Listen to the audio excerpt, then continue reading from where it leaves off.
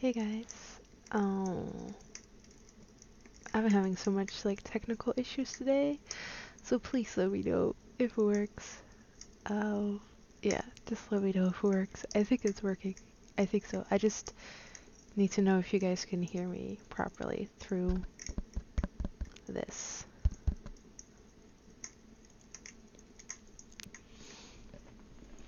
Yay. Oh, I shouldn't breathe. I shouldn't breathe. Just no breathing whatsoever. That's like a no-go. Yeah. Okay, that's good. That's good.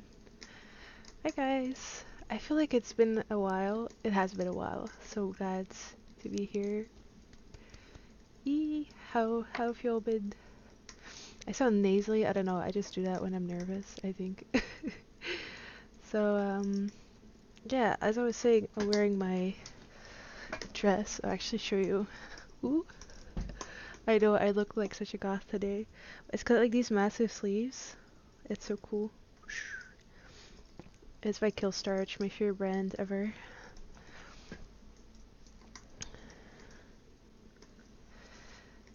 And I got like the makeup on because I was meeting up with Josh and Alvin earlier because they're still in town, and you know, I just had to dress up as Alicia at least once. So yeah, and I got these new headphones.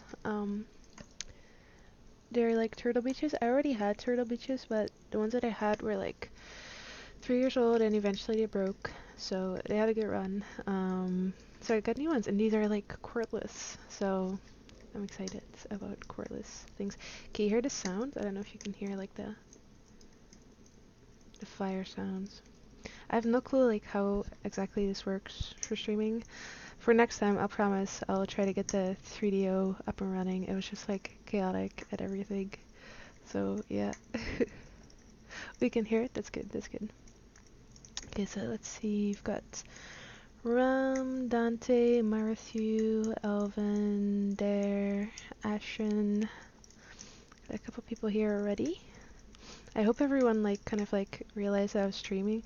I did send out 4 emails about it, so I hope I hope it worked out. Oh, it's Cast 2. Hi. It's been really good. This is like totally random, but after we released the Crimson Pages stuff, like a lot of people actually like addressed Cast 2 as like, you know, we worked on it together, so it's been really good to kind of drag Cass a bit more into the spotlights. It's been good. But she's awesome. I mean, I guess everyone here knows, but like Cass is pretty much like my creative partner, and we do a lot of stuff on my channel together, and yeah. And she was like a large part of Crimson Pages. Like obviously, you know, I do the majority of like what you see, but like behind the scenes, like yeah. So it's good to see that. And she of course had her debut as being a voice actor like publicly. So that's cool. I think Cass is really good, and she has like a really great voice for like, you know, like this acting and like ASMR, I guess, you know, because that's kind of the, you know, the style of what we did, obviously. But I think she's really good. She totally do more. Oh yeah, and it is Cass' birthday. Happy birthday, Cass.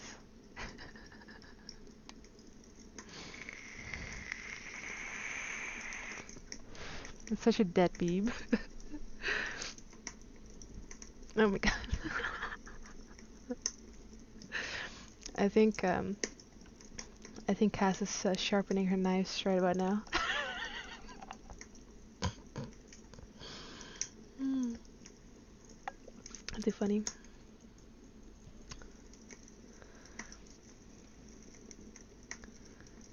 Oh, it's Jason too. Hi. I know I'm like, where are my arms? Hi. You assumed Cass was Dutch? I mean, them's fighting words. No, she's not Dutch.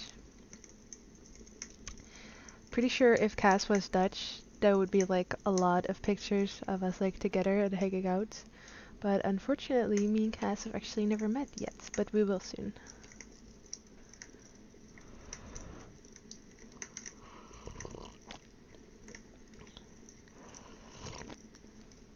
I mean, it's a pretty big insult to call someone Dutch, and that's coming from a Dutch person, so I feel like there's been so many new things. I think you all saw my tattoo already. I think I showed it already. But it's healing nice. You can't see it because angle. Oh, there you go. It's healing really nicely, actually. I don't see any like gaps or stuff that I really have to get redone at all. So, based on the name, is Cass like a? It's not a Dutch name at all. Like,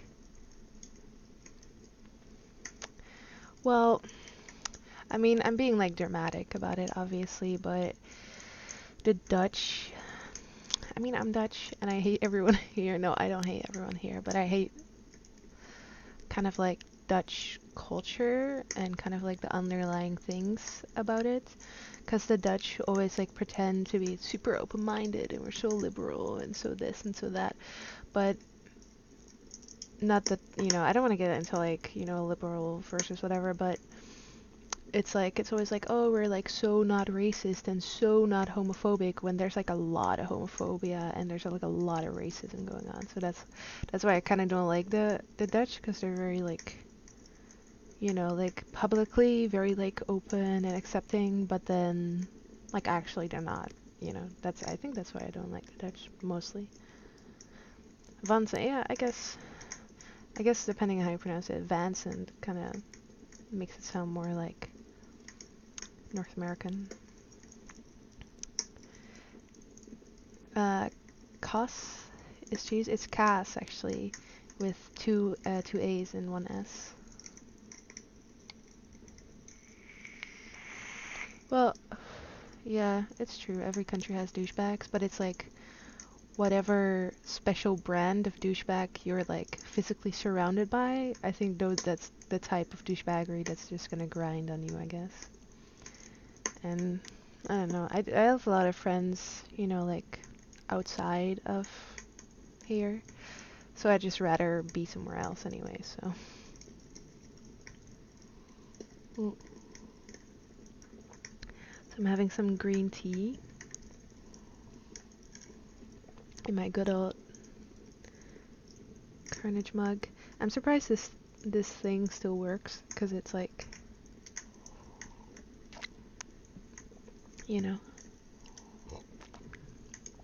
I break stuff, but it's hold on.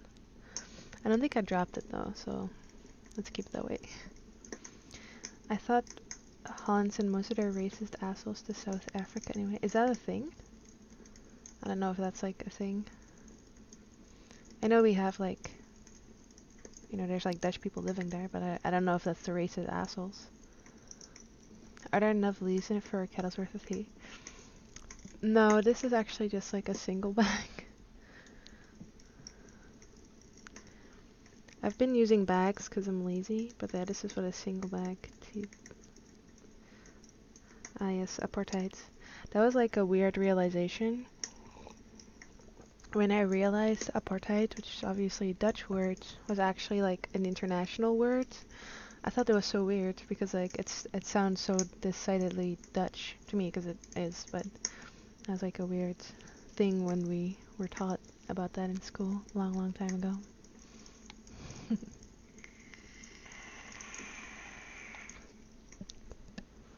So what did everyone do for Halloween? I didn't do much. I kind of needed to rest anyway after like, the Halloween project, which is always a lot of work. And Holland doesn't really celebrate Halloween, so they're, it's not like I have any parties to go to. And even if they did celebrate, I probably didn't have parties to go to either.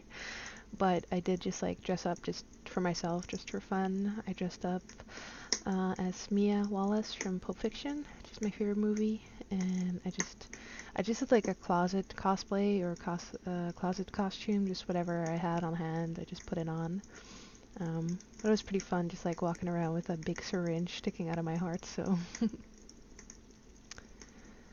I drank, I smoked, and I danced. That sounds like a good time. So. For Halloween here, so I got to eat an entire bag of sweets. Oh my god, yeah, that would definitely make me like throw up like mad. It was actually Sint Maarten here yesterday, and Sint Maarten is we don't have Halloween, so it's not like people go house to house at all. But we have Sint Maarten, and the legend is a bit fuzzy because the last time I heard about it was like in basic school. But basically, there was this saint called Maarten, and the story goes that he had like this big cape, and he came across like a beggar that was like freezing in the winter, and he ripped his cape in half, and he gave one part to the beggar. So it was like he was very like charitable. And I don't know how to translate it in the tradition that we have now, but basically kids make like their own little lanterns. Like you have like this little light on a stick, and then they make like this lantern around it, like from paper or like from like a milk jug decorated with whatever. We used to do that in school actually, like before Sint Maarten would come up. And then you go house to house, and instead of like saying trick or treats, you say like, you sing a song. There's like many songs that we are taught. Actually, no, most of them still, because they just really bake that in there. And that's on the 11th of November. So that was yesterday. And I totally blanked on it. I totally forgot about it. But there was only one like person that rang the door, and like the total like social disaster that I am, instead of like realizing and going upstairs again to get some candy, because I have some candy in the house, I just like walked down the stairs, and I was like halfway down the stairs, and I could see them, they could see me to the door, and then I realized, oh fuck, and then I just went straight upstairs, and I just didn't go back. So that's me. that was my Sint Maarten. Anyway, hi Jack. You watched horror movies and played Dead by Daylight with my friends. That sounds fun. Is that a fun game? It sounds like it sounds like a survival zombie game. Is that what it is? Was in the middle of binge watching Stranger Things and used some fangs and context to scare kiddos. That's always fun. Has everyone here seen Stranger Things? And if not, are you still planning to? Because I want to know if I can talk about it. This boy can fuck a dancer up. That sounds amazing. I did get some to drop their candy. I felt pretty awful, so I gave her. This poor kid. That's so sad. It reminds me of this meme that went around, that always comes around like during Halloween, which is like this kind of like scary looking dog, and they put like devil ears on him, and he looks like really sad, and like the caption is like, like our dog was trying to greet like trick-or-treaters, but nobody wanted to pet her because like she looked so scary. It makes me so sad because the dog looks so sad. Like, yeah, classic Lisa, indeed. Yeah, I was actually on a call with Derek when that happened, and I felt so embarrassed. Oh. Second season is Amazeballs. Like the thing with Stranger Things, it's almost kind of like a guilty pleasure because I like it a lot. I enjoy watching it, and I'm not like, generally like some shows just bore me, and I just like, oh. But I really enjoy it, but at the same time, I can recognize so many things that are wrong with it. Specifically, like regarding the writing, and I guess without getting too many spoilers away, there was one point in the show where they were trying to say something without actually saying something, but it was so like dragged out, and it was like, yeah, we get it. We're not like brain dead. Like we understand what is meant. So like I don't know. It's just things like that. And I felt the pacing was quite off. I felt the beginning, it was pretty boring. For like compared to the later part of the season, because like it was like really slow, and then it just like took off, and it went really fast, and a lot of shit happening all at once. I felt it could have been better if they had kind of like maintained a more consistent tension level. I don't know. I was gonna say I'm not a writer, but I guess I am. But I'm not professional, but I don't know. But I do love, like the nostalgia to an era where I was not alive. I really love the 80s. It's my favorite era. I love the aesthetic. I love the music. Just like the visuals of the show. Like it's just solid. I like the characters. Steve really stole the show. He was awesome. But I do think like this distinctive feeling that I have when I watch is like, I feel like these characters are being done dirty by the writing. I feel like they have like a lot of potential, and the writing isn't really giving them, you know, what they deserve or something. I don't know if that makes sense, but that's kind of how I feel. Yeah, Steve is interesting because I think when they started out season 1, he was really meant to be um, kind of like the human antagonist, and obviously like someone else has that role now in the second season, but they really made him like much more likable. Even near the end of the first season, they really went like a different route with him than I think they originally intended to. So he definitely became less like hateable. And then this season it was like so good. Like I really liked him in this season. Yeah, good development. Oh yeah, and Bob is bae. Not for me, but you know, for Joyce.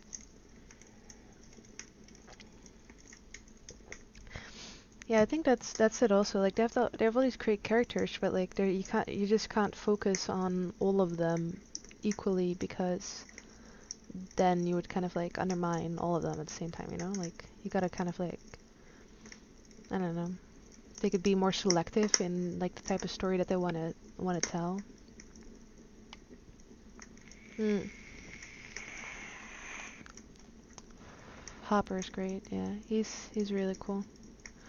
I like him a lot too.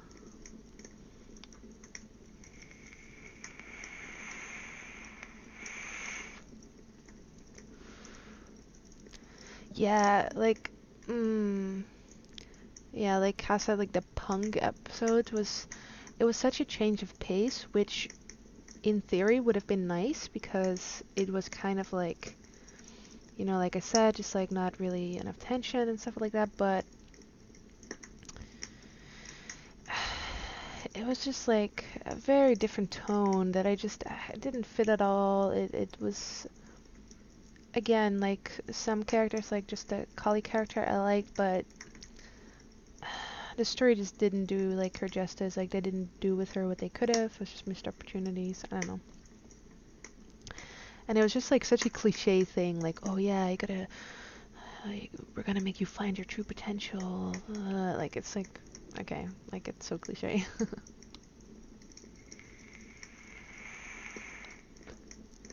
11 does look weird with hair, yeah. I mean, she has like the wig in the first season, which actually I have a Funko Pop of. But I also actually have this right here. This was from the one of the Comic Cons. I got this recently. I don't have the box with it because the box was ruined, as I think I showed that like on Twitter. I apparently am getting replacement boxes sent, but who knows when that'll be with Forbidden Planets. But yeah, it's 11 with like electrodes in her like hospital gown. Pretty cool. They've come out with pretty cool ones for this season. I'm gonna have to get them and be bankrupt.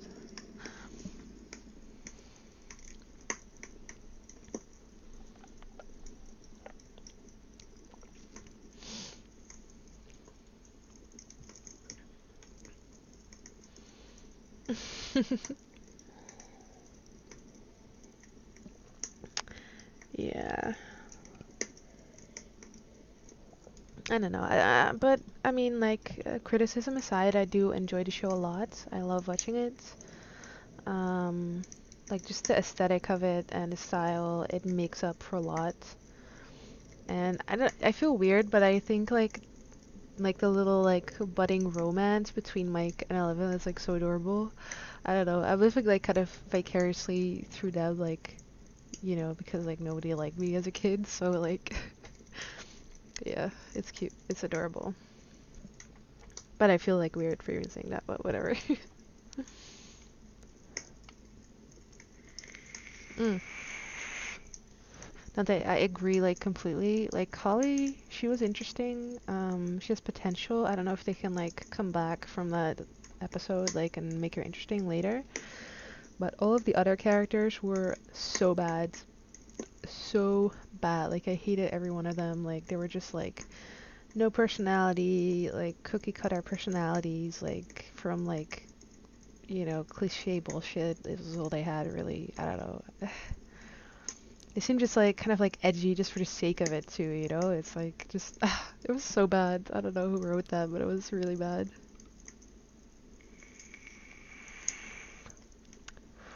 Yeah, like Max, I feel like the only reason Max was even in the season was to have like kind of like the female presence for like the party, with 11 being out of the picture, and also to give Lucas something to do, because Lucas, like in the first season, he was completely like useless. He didn't have any plot to him or like whatever.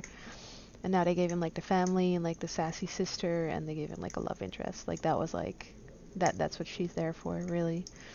And then her brother, he was just like such a like typical bully. And then I think they tried to like give him more depth with like the whole home life situation, but it's like so overdone too. It's like it just felt like so shoehorned in.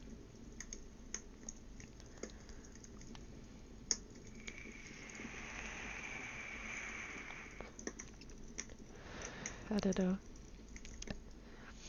It's a complicated show. This dress feels so nice. It's so nice and soft, and I have like wings. It is warm. Ugh. So, yeah, I agree, Derek. So I don't know what we could do today or what we could read today. I have my dick book. I have some other book that I was planning to read, but it's like up in the closet, and if I try to get that now, like the thing is like it's way up there in this like sliding closet, and there's like furniture in front of it that I can't really take away from there. So I have to stand on the sides of a chair and then like reach in, and like I've dropped shit before and I've almost fell. It's like really precarious and dangerous. So I try not to do it too much, but I have my dick book, which is just like in my desk, so.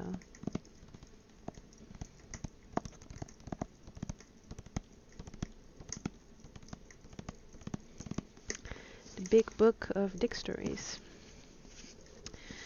So the last time we read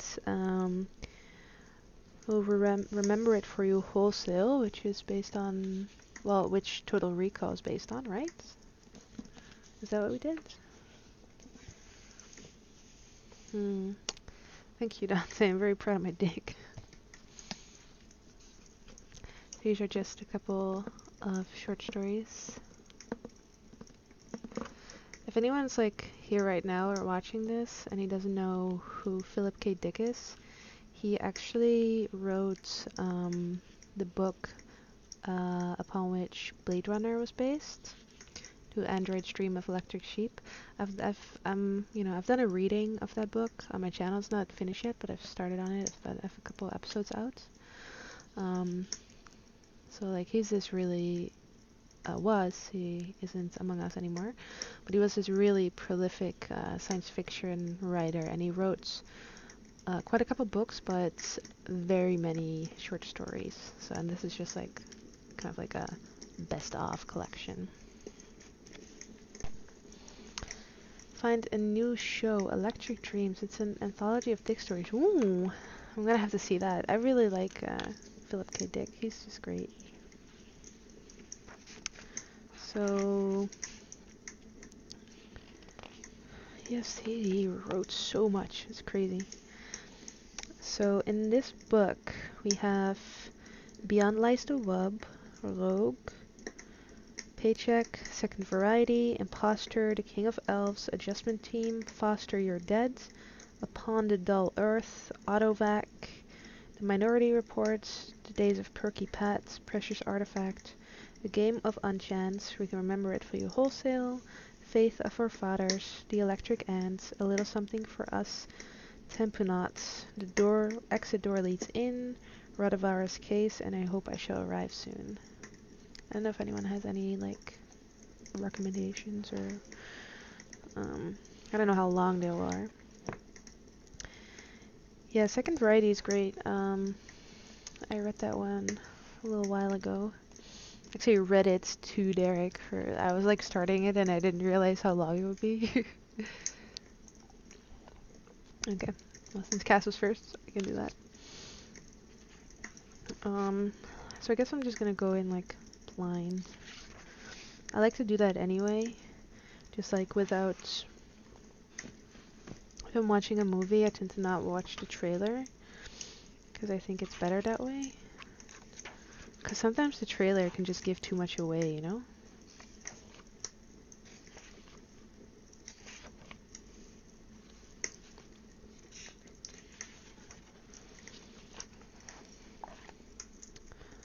Okay.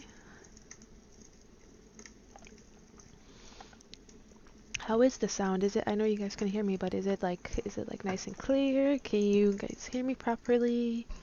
Is it all good? Is it all cool in the gang?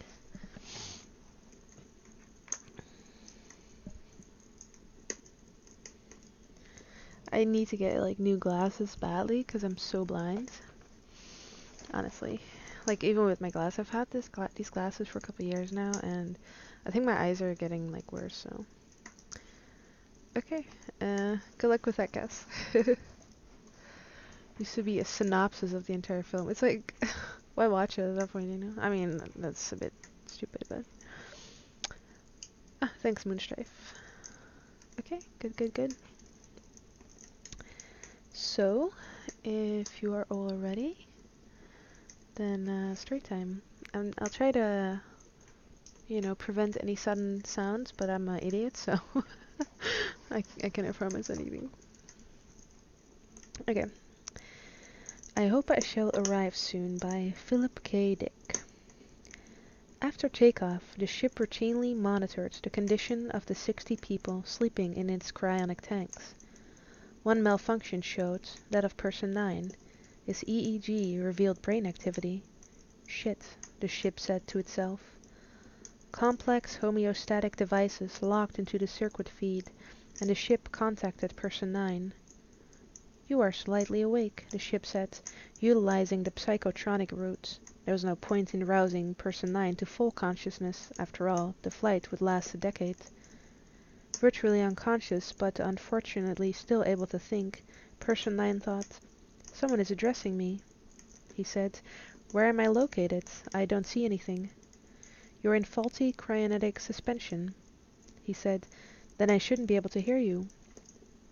"Faulty," I said. "That's the point. You can hear me. Do you know your name?" "Victor Cummings. Bring me out of this." "We are in flight." "Then put me under." "In just a moment." The ship examined the cryonic mechanisms. It scanned and surveyed and said, "I will try." Time passed. Victor Cummings, unable to see anything, unaware of his body, found himself still conscious. "Lower my temperature," he said. He could not hear his voice. Perhaps he only imagined he spoke. Colors floated toward him and then rushed at him. He liked the colors. They reminded him of a child's paint box, the semi-animated kinds, an artificial life form. He had used them in school 200 years ago. "I can't put you under," the voice of the ship sounded inside Cummings' head. "The malfunction is too elaborate. I can't correct it and I can't repair it. You will be conscious for 10 years. That sounds like a nightmare. Oh my god. The semi-animated colors rushed toward him, but now they possessed a sinister quality, supplied to them by his own fear. "Oh my god," he said. 10 years. The colors darkened. As Victor Cummings lay paralyzed, surrounded by dismal flickerings of light, the ship explained to him its strategy. This strategy did not represent a decision on its part. The ship had been programmed to seek this solution in case of a malfunction of this sort. Get some rain outside. "What will I do?" the voice of the ship came to him. "Is feed you sensory stimulation. The peril to you is sensory deprivation. If you are conscious for 10 years without sensory data, your mind will deteriorate. When we reach the LR4 system, you will be a vegetable." "Well, what do you intend to feed me?" Cummings said in panic. "What do you have in your information storage banks? All the video soap operas of the last century? Wake me up and I'll walk around." There is no air in me, the ship said. Nothing for you to eat. No one to talk to, since everyone else is under. Cumming said, I can talk to you. We can play chess. Not for 10 years. Listen to me. I say I have no food and no air. You must remain as you are. A bad compromise, but one forced on us. You are talking to me now. I have no particular information stored. Here is policy in these situations. I will feed you your own buried memories, emphasizing the pleasant ones. You possess 206 years of memories, and most of them have sunk down into your unconscious. This is a splendid source of sensory data for you to receive. Be of good cheer. The situation which you are in is not unique. It has never happened within my domain before, but I am programmed to deal with it. Relax, and trust me, I will see that you are provided with a world. They should have warned me, Cumming said, before I agreed to emigrate. Relax, the ship said. He relaxed, but was terribly frightened. Me. Theoretically, he should have gone under into the successful cryonetic suspension, then awakened a moment later at his star of destination, or rather the colony planet of that star. Everyone else aboard the ship lay in an unknowing state. He was the exception, as if bad karma had attacked him for obscure reasons. Worst of all, he had to depend totally on the goodwill of the ship. Suppose it elected to feed him monsters. The ship could terrorize him for 10 years, 10 objective years, and undoubtedly more from a subjective standpoint. He was, in effect, totally in the ship's power. Did interstellar ships enjoy such a situation? He knew little about interstellar ships. His field was microbiology. Let me think, he said to himself. My first wife, Martine, the lovely little French girl who wore jeans and a red shirt open at the waist and cooked delicious crepes. I hear, the ship said. So be it. The rushing colors resolved themselves into coherent, stable shapes. A building, a little old yellow wooden house that he had owned when he was 19 years old, in Wyoming. Wait, he said in a panic. The foundation was bad. It was on a mud sill, and the roof leaked. But he saw the kitchen with the table that he had built himself, and he felt glad. You will not know, after a little while, the ship said, that I am feeding you your own buried memories. I haven't thought of that house in a century, he said wonderingly, entranced. He made out his old electric drip coffee pot with a box of paper filters beside it. This is the house where Martine and I lived, he realized. Martine, he said out loud. I'm on the phone, Martine said from the living room. The ship said, I will cut in only when there is an emergency. I will be monitoring you, however, to be sure you are in a satisfactory state. Don't be afraid. Turn down the rear right burner on the stove, Martine called. He could hear her and yet not see her. He made his way from the kitchen through the dining room and into the living room. At the VF, Martine stood in rapt conversation with her brother. She wore shorts and she was barefoot. Through the front windows of the living room he could see the street. A commercial vehicle was trying to park, without success. It's a warm day, he thought. I should turn on the air conditioner. It really does sound like a nightmare, oh my gosh. This is gonna make me not sleep tonight. He seated himself on the old sofa as Martine continued her VF conversation and what does that mean? Like video something? That's lightning. Can you hear it rumbling? It's pretty low. He found himself gazing at his most cherished possession, a framed poster on the wall above Martine, Gilbert Shelton's Fat Freddy Says drawing, in which Freddy Freak sits with his cat on his lap, and Fat Freddy is trying to say, Speed kills, but he is so wired on speed, he holds in his hand every kind of amphetamine, tablet, pill, capsule, spandule that exists, that he can't say it, and the cat is gritting his teeth and wincing in a mixture of dismay and disgust. The poster is signed by Gilbert Shelton himself. Cumming's best friend Ray Torrance gave it to him and Martine as a wedding present. It's worth thousands. It was signed by the artist back in 1980s, long before either Victor Cummings or Martine lived. If we ever run out of money, Cummings thought to himself, we could sell the poster. It was not a poster, it was the poster. Martine adored it. The fabulous furry freak brothers, from the golden age of a long-ago society. No wonder he loved Martine so. She herself loved back, loved the beauties of the world, and treasured and cherished them as she treasured and cherished him. It was a protective love that nourished but did not stifle. It had been her idea to frame the poster. He would have tacked it up the wall, so stupid was he. "Hi," Martine said, off the VF now. "What are you thinking?" "Just that you keep alive what you love," he said. "I think that's what you're supposed to do," Martine said. "Are you ready for dinner? Open some red wine, a Cabernet." "Will a 07 do?" he said, standing up. He felt, then, like taking hold of his wife and hugging her. "Either an 07 or a 12? She trotted past him, through the dining room and into the kitchen. Going down into the cellar, he began to search among the bottles, which, of course, lay flat.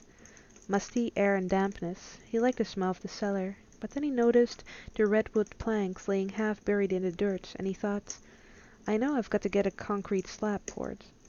He forgot about the wine and went over to the far corner, where the dirt was piled highest. Bending down, he poked at a board. He poked with a trowel and then thought, where did I get this trowel? I didn't have it a minute ago.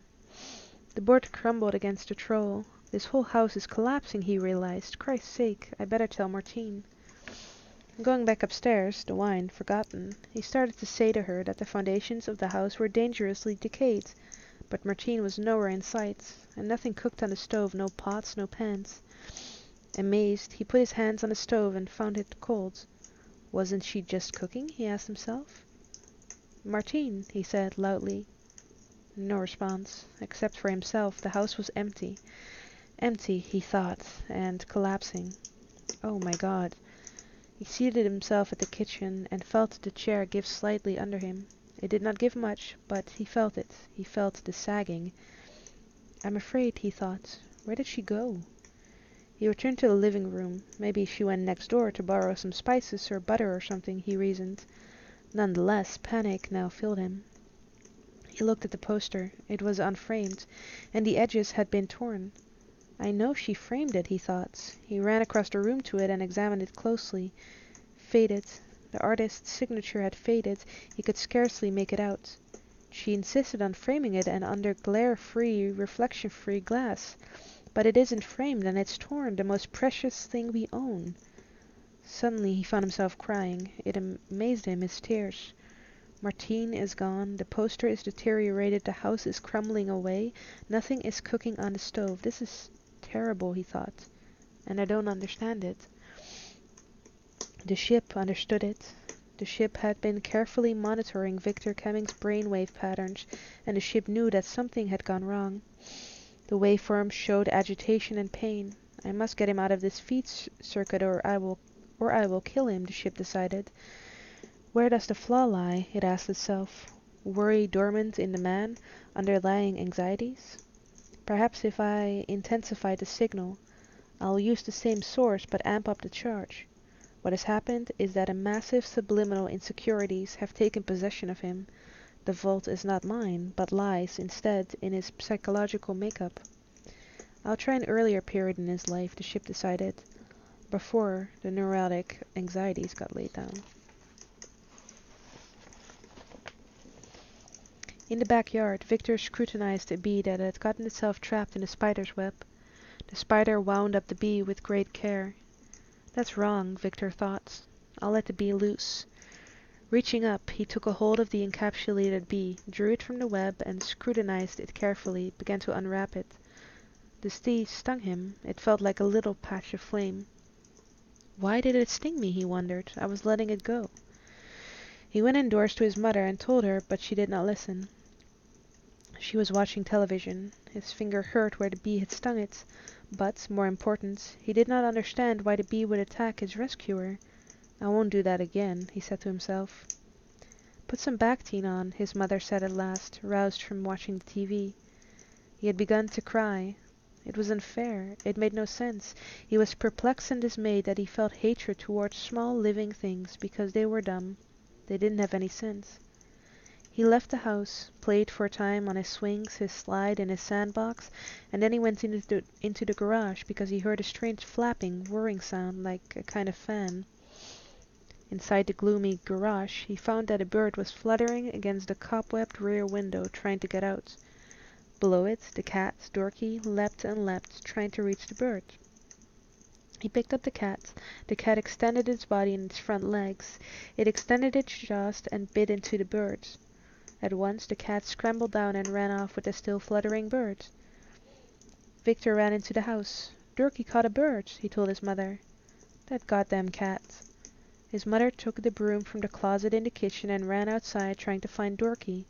The cat had concealed itself under the bramble bushes. She could not reach it with the broom. "I'm going to get rid of that cat," the mother said. Victor did not tell her that he had arranged for the cat to catch the birds. He watched in silence as his mother tried and tried to pry Dorky out from her hiding place. Dorky was crunching up the birds. He could hear the sound of the breaking bones, small bones. He felt a strange feeling, as if he should tell his mother what he had done, and yet if he told her, she would punish him. "I won't do that again," he said to himself.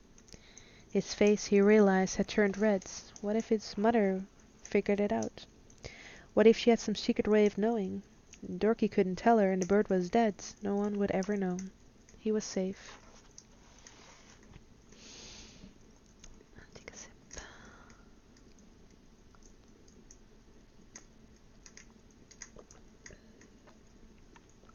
Yeah, honestly, like that's actually my biggest nightmare, well, one of them, being like trapped in your own consciousness. That's what I'm always afraid of, that like after death, you're just like trapped in limbo just with your own thoughts for eternity or something, like some personal hell. Oh my god, like that, I don't even think about that. But he felt bad. That night, he could not eat his dinner. Both his parents noticed. They thought he was sick. They took his temperature. He said nothing about what he had done. His mother told his father about Dorky, and they decided to get rid of Dorky. Seated on the table, listening, Victor began to cry. "All right," his father said gently. "We won't get rid of her. It's natural for a cat to catch a bird." The next day he sat playing in his sandbox. Some plants grew up through the sand. He broke them off. Later his mother told him that had been a wrong thing to do. Alone in the backyard in his sandbox, he sat with a pail of water, forming a small mound of wet sand. The sky, which had been blue and clear, became by degrees overcast. A shadow passed over him, and he looked up. He sensed a presence around him, something vast that could think. "You are responsible for the death of the birds," the presence thought. He could understand its thoughts. "I know," he said. He wished, then, that he could die, that he could replace the bird and die for it, leaving it as it had been, fluttering against the cobwebbed window of the garage. The bird wanted to fly and eat and live, the presence thought. "Yes," he said miserably. "You must never do that again," the presence told him. "I'm sorry," he said, and wept. This is a very neurotic person, the ship realized. I'm having an awful lot of trouble finding happy memories. There's too much fear in him and too much guilt. He has buried it all, and yet it is still there, worrying him like a dog worrying a rag. Where can I go in his memories to find him solace? I must come up with 10 years of memories, or his mind will be lost. Perhaps, the ship thought, the error that I am making is in the area of choice in my part. I should allow him to select his own memories. However, the ship realized this will allow an element of fantasy to enter, and that is not usually good. Still,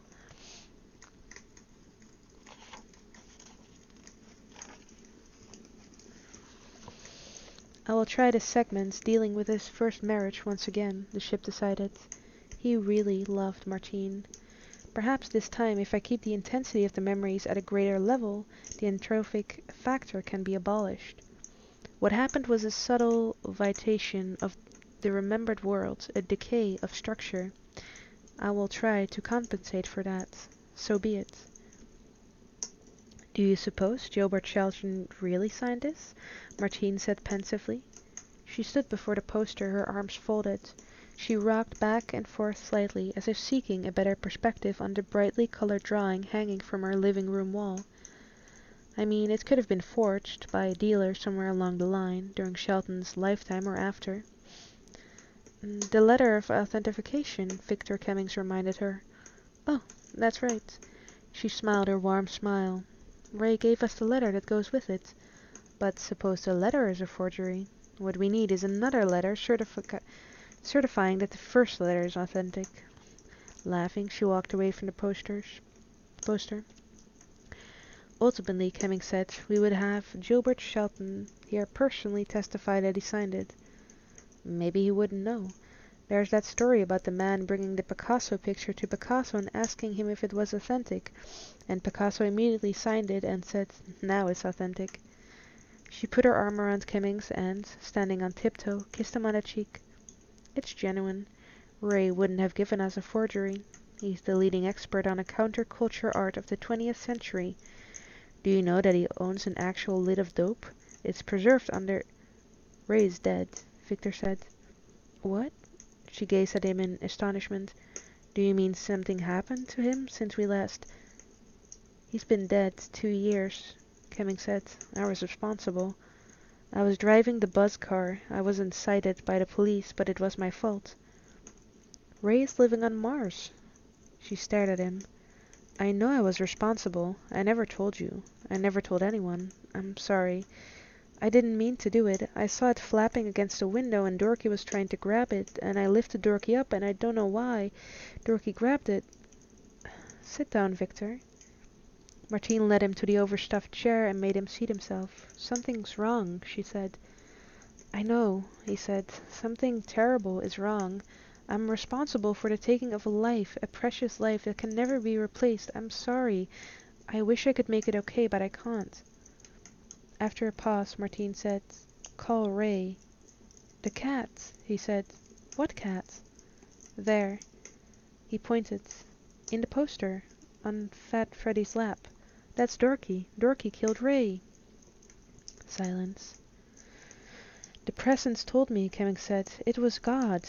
I didn't realize it at the time, but God saw me commit the crime, the murder, and he will never forgive me. His wife stared at him numbly. God sees everything you do, Cummings says. He sees even the falling sparrow. Only in this case it didn't fall, it was grabbed. Grabbed out of the air and torn down. God is tearing this house down, which is my body, to pay me back for what I've done.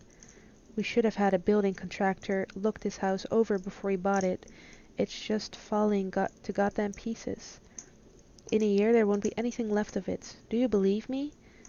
Martine faltered. Watch. Cummings reached up his arms toward the ceiling. He stood. He reached. He could not touch the ceiling. He walked to the wall and then, after a pause, put his hand through the wall.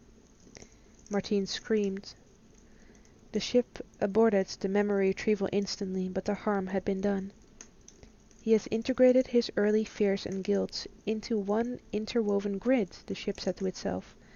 There's no way I can serve up a pleasant memory to him if he instantly contaminates it. However pleasant the original experience was in itself was. This is a serious situation, the ship decided. The man is already showing signs of psychosis, and we are hardly into the trip. Years lie ahead of him. Oh my god.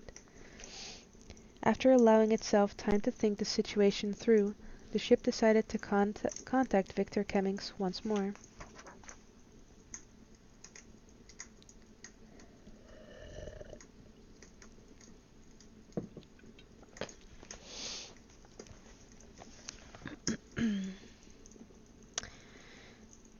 Mr. Cummings, the ship said.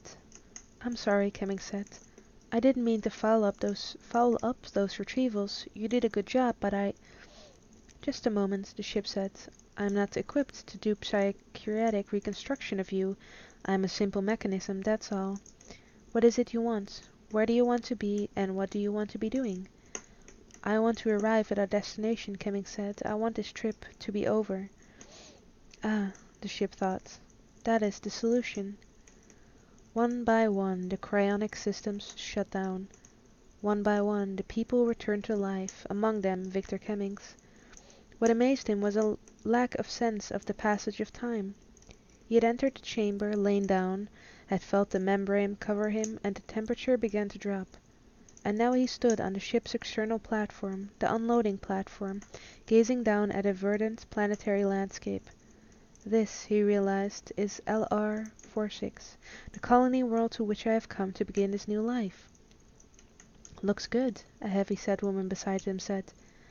Yes, he said, and he felt the newness of the landscape rush up at him, its promise of a beginning, something better than he had known in the past 200 years.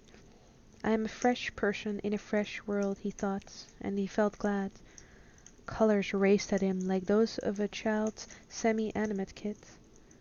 St. Elmo's fire, he realized. That's right, there's a great deal of ionization in this planet's atmosphere. A free light show, such as they had in the back in the 20th century. Mr. Cummings, a voice said. An elderly man had come up beside him to speak to him. Did you dream? During the suspension? Cummings said. No, not that I can remember. I think I dreamed, the elderly man said. Would you take my arm on the descent ramp? I feel unsteady. The air seems thin. Do you find it thin? Don't be afraid, Cummings said to him. He took the elderly man's arm. I'll help you down the ramp. Look, there's a guide coming this way. He'll arrange for our processing for us. It's part of the package. We'll be taken to a resort hotel and given first-class accommodations. Read your brochure. He smiled at the uneasy older man to reassure him. You'd think our muscles would be nothing but flab after 10 years in suspension, the elderly man said. It's just like freezing peas, Cummings said. Holding on to the timid older man, he descended the ramp to the ground. You can store them forever if they get cold enough. My name's Shelton, the elderly man said. What? Cummings said, halting. A strange feeling moved through him. Don Shelton, the elderly man extended his hand reflectively. Cummings accepted it and they shook. What's the matter, Mr. Cummings? Are you all right? Sure, he said. I'm fine, but hungry. I'd like to get something to eat. I'd like to get to our hotel where I can take a shower and change my clothes. He wondered where their baggage could be found. Probably it would take the ship an hour to unload it. The ship was not particularly intelligent. In an intimate, confidential tone, elderly Mr. Shelton said, You know what I brought with me? A bottle of white turkey bourbon. The finest bourbon on earth. I'll bring it over to our hotel room and we'll share it. Yes, happy raid. He nudged Cummings, there you go. I don't drink, Cummings said. Only wine. He wondered if there were any good wines here on this distant colony world. Not distant now, he reflected. It is Earth that's distant. I should have done like Mr. Shelton and brought a few bottles with me. Shelton. What did the name remind him of? Something in his far past, in his early years, something precious, along with good wine, and a pretty, gentle young woman making crepes in an old-fashioned kitchen. Aching memories. Memories that hurt. Presently, he stood by the bed in his hotel room, his suitcase open. He had begun to hang his clothes. In the corner of the room, a TV hologram showed a newscaster. He ignored it, but, liking the sound of a human voice, he kept it on. Did I have any dreams, he asked himself, during these past 10 years? His hand hurt. Gazing down, he saw a red welt. As if he had been stung. A bee stung me, he realized. But when? How? While I lie in chronic suspension? Impossible. Yet he could see the welt and he could feel the pain. I'd better get something to put on it, he realized. There's undoubtedly a robot doctor in the hotel. It is a first-rate hotel. When the robot doctor had arrived and was treating the bee sting, Cummings said, I got this as punishment for killing the bird. Really? The robot doctor said. Everything that ever meant anything to me has been taken away from me, Cummings said. Martine... the sounds that I had on...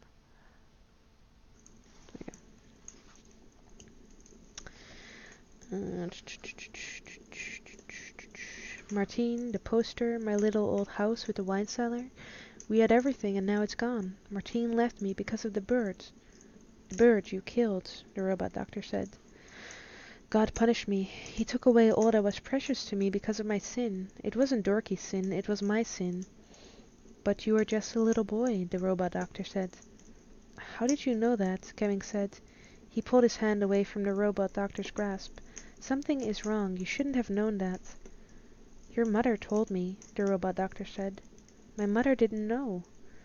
The robot doctor said. She figured it out. There was no way the cat could have reached the bird without your help. So all the time I was growing up she knew, but she never said anything. You can forget about it, the robot doctor said. Kemming said, I don't think you exist. There's no possible way that you could know these things. I'm still in cryonic suspension, and the ship is still feeding me my own buried memories, so I won't become psychotic from sensory deprivation. You could hardly have a memory of completing the trip. Wish fulfillment then, it's the same thing. I'll prove it to you. Do you have a screwdriver? Why? Kemming said, I'll remove the back of the TV set and you'll see. There's nothing inside it. No components, no parts, no chassis, nothing. I don't have a screwdriver. A small knife, then. I can see one in your surgical supply bag. Bending, Kemmings lifted up a small scalpel. This will do. If I show you, will you believe me? If there's nothing inside the TV cabinet. Squatting down, Kemmings removed the screws holding the back panel of the TV set in place. The panel came loose and he set it down on the floor.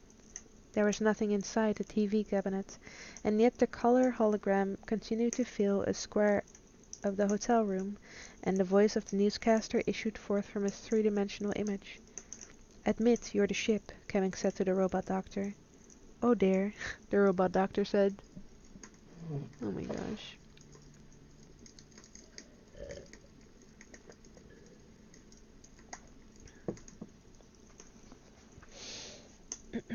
Oh dear, the ship said to itself, and I've got almost 10 years of his lying ahead of me. He is hopelessly contaminating his experience with childhood guilt. He imagines that his wife left him because, when he was 4 years old, he helped a cat catch a bird. The only solution would be for Martine to return to him, but how am I going to arrange that? She may not still be alive. On the other hand, the ship reflected, maybe she is alive. Maybe she could be induced to do something to save her former husband's sanity. People by and large have very positive traits. And 10 years from now, it will take a lot to save, or rather, restore his sanity. It would take something drastic, something I myself cannot do alone. Meanwhile, there was nothing to be done but recycle the wish-fulfillment arrival of the ship at its destination. I will run him through the arrival, the ship decided, then wipe his conscious memory clean and run him through it again. The only positive aspect of this, it reflected, is that it will give me something to do, which may help preserve my sanity. Lying in cryonic suspension, faulty cryonic suspension, Victor Kemmings imagined, once again, that the ship was touching down and that he was brought back to consciousness. Did you dream? A heavy-set woman asked him as the group passerbys gathered on the outer platform. I have the impression that I dreamt earlier scenes from my life, over a century ago. None that I can remember, Kemmings said. He was eager to reach his hotel. A shower and a change of clothes would do wonders for his morale. He felt slightly depressed and wondered why.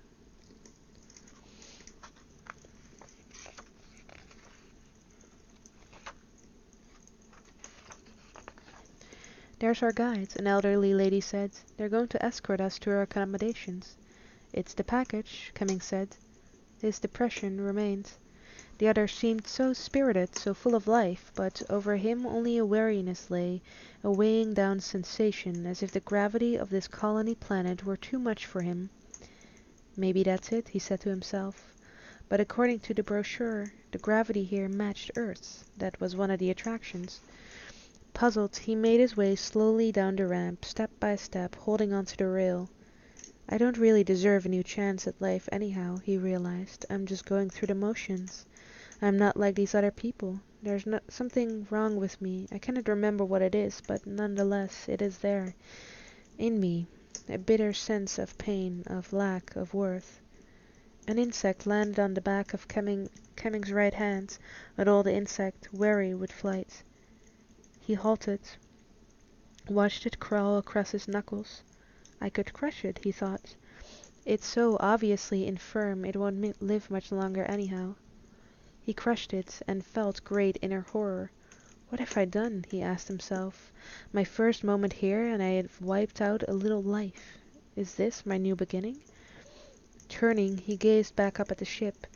Maybe I ought to go back, he thought. Have them freeze me forever. I am a man of guilt, a man who destroys. Tears filled his eyes. And within its sentient works, the interstellar ship moaned. During the 10 long years remaining in the trip to the LR4 system, the ship had plenty of time to track down Martine Cummings. It explained the situation to her. She had emigrated to a fast-orbiting dome in the Sirius system, found her situation unsatisfactory, and was en route back to Earth. Roused from her own cryonic suspension, she listened intently and agreed to be at the colony world LR-47 when her ex-husband arrived. It was all possible. Fortunately, it was possible. I don't think you recognize me, Martine said to the ship. I've allowed myself to age. I don't really approve of entirely halting the aging process. He'll be lucky if he recognizes anything, the ship thought. At the intersystem spaceport on the colony world of LR-46, Martine stood waiting for the people aboard the ship to appear on the outer platform. She wondered if she would recognize her former husband. She was a little afraid, but she was glad that she had gotten to LR-46 in time. It had been close. Another week, and his ship would have arrived before hers. Luck is on my side, she said to herself, and scrutinized the newly landed interstellar ship. People appeared on the platform. She saw him. Victor had changed very little. As he came down the ramp, holding on to the railing, as if wary and hesitant, she came up to him, her hands thrust deep in the pockets of her coat. She felt shy, and when she spoke she could hardly hear her own voice. "Hi, Victor," she managed to say. He halted, gazing at her. "I know you," he said. "It's Martine," she said. Holding out his hand, he said, smiling, "You heard about the trouble on the ship?" "The ship contacted me." She took his hand and held it. "What an ordeal." "Yeah," he said, recirculating memories forever. "Did I ever tell you about a bee that I was trying to extricate from a spider's web when I was 4 years old? The idiotic bee stung me." He bent down and kissed her. "It's good to see you," he said. "Did the ship—" "It said it would try to have you here, but it wasn't sure if you could make it." As they walked toward the terminal building, Martine said, "I was lucky. I managed to get a transfer to a military vehicle, a high-velocity drive ship that just shot along like a mad thing, a new propulsion system entirely." Victor Cummings said, "I spent more time in my own unconscious mind than any other human in history, worse than early 20th century psychoanalysis. And the same material over and over again. Did you know I was scared of my mother?" "I was scared of your mother," Martine said. They stood at the baggage depot, waiting for his luggage to appear. "This looks like a really nice little planet, much better than where I was. I haven't been happy at all." "So maybe there's a cosmic plan," he said, grinning. "You look great." "I'm old. Medical science. It was my decision. I like older people." She surveyed him. "He has been hurt a lot by the cryogenic malfunction," she said to herself. "I can see it in his eyes. They look broken. Broken eyes, torn down into pieces by fatigue and defeat. As if his buried early memories swam up and destroyed him. But it's over," she thought, "and I did get here in time." At the bar in the terminal building, they sat having a drink. "This old man got me to try Wild Turkey bourbon," Victor said. "It's amazing bourbon. He said it's the best on earth. He brought a bottle with him from—" His voice died into silence. "One of your fellow passengers," Martine finished. "I guess so," he said. "Well, you can stop thinking of the birds and the bees," Martine said. "Sex?" he said, and he laughed. "Being stung by a bee, helping a cat catch a bird, that's all past." "That cat," Victor said, "has been dead 182 years, I figured it out while they were trying to bring us out of suspension. Probably just as well. Dorky. Dorky the killer cats. Nothing like Fat Freddy's cat. I had to sell the poster, Martine said, finally. He frowned. Remember? She said. You let me have it when we split up, which I always thought was really good of you. How much did you get for it? A lot. I should pay you something like, she calculated. Taking inflation in account, I should pay you about $2 million. Would you consider, he said, instead, in place of the money, my share of the sale of the poster, spending some time with me until I get used to this planet? Yes, she said, and she meant it. Very much. They finished their drinks and then, with his luggage transported by a robot space cap, made their way to his hotel room. This is a nice room, Martine said, perched on the edge of the bed, and it has a hologram TV. Turn it on. There's no use turning it on, Victor Cummings said. He stood by the open closet, hanging up his shirts. Why not? Cummings said. There's nothing on it. Going over to the TV set, Martine turned it on. A hockey game materialized, projected out into the room in full color, and the sound of the game assailed her ears. It works fine, she said. I know, he said. I can prove it to you. If you have a nail file or something, I'll unscrew the back plate and I'll show you. But I can't.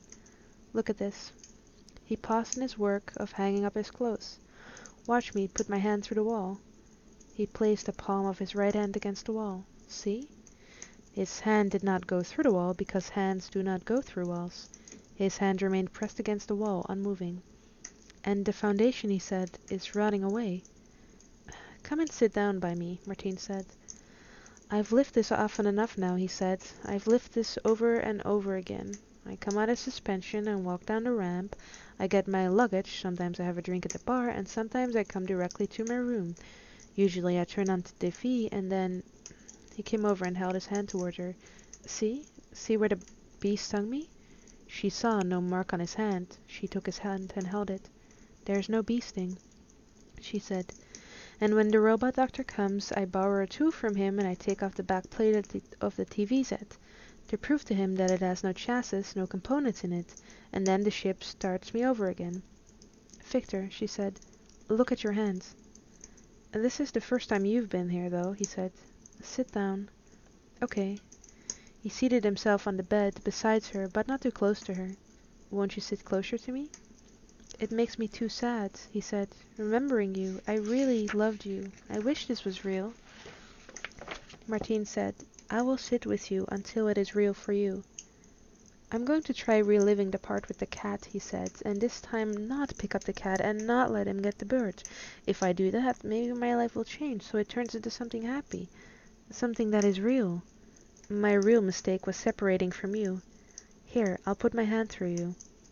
He felt his hand against her arm. The pressure of his muscle was vigorous. She felt the weight, the physical presence of him against her. See, he said, it goes right through you. And all this, she said, because you killed a bird when you were a little boy? No, he said. All of this because of failure in the temperature regulation assembly aboard the ship. I'm not down to the proper temperature. There's just enough warmth left in my brain cells to permit cerebral activity. He stood up then, stretched and smiled at her. Shall we go get some dinner, he asked. She said, I'm sorry, I'm not hungry. I am. I'm going to have some of the local seafood. The brochure says it's terrific. Come along anyhow. Maybe when you see the food and smell it, you'll change your mind. Gathering up her coat and purse, she came with him. This is a beautiful little planet, he said. I've explored it dozens of times. I know it thoroughly. We should stop downstairs at the pharmacy for some Bactine, though, for my hand. It's beginning to swell and it hurts like hell. He showed her his hands. It hurts more this time than ever before. Do you want me to come back to you? Martine said. Are you serious? Yes, she said. I'll stay with you as long as you want. I agree. We should have never separated. Victor Cummings said, the poster is torn. What? She said. We should have framed it, he said. We didn't have sense enough to take care of it. Now it's torn. And the artist is dead. The end.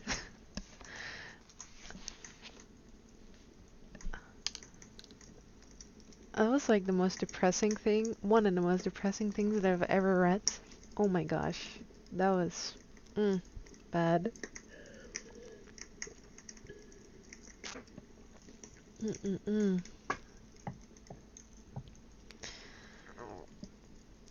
A lot of Dick's stories are like really depressing. Oh my gosh. Fuck. Thank you, Cass. If you want to blame anyone, you can blame Cass for that one.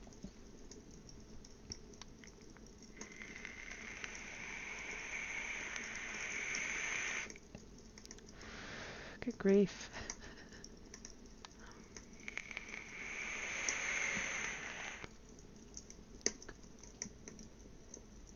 Oof. Stretchy, stretchy.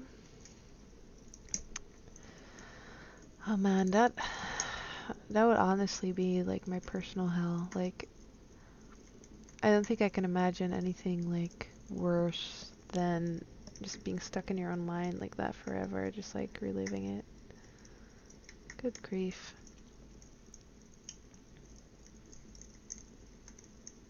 Okay, Jack, I'm glad you're safe. You have safely arrived. Yeah, being stuck like that, it's actually the reason why I didn't continue Black Mirror, because I finished the second season, like the White Christmas, I think it's something called, like the Christmas episode. And that shit, like, scarred me for life, and I couldn't watch after that. Like, I was like upset for like a couple weeks after that. It was like a nightmare. So yeah.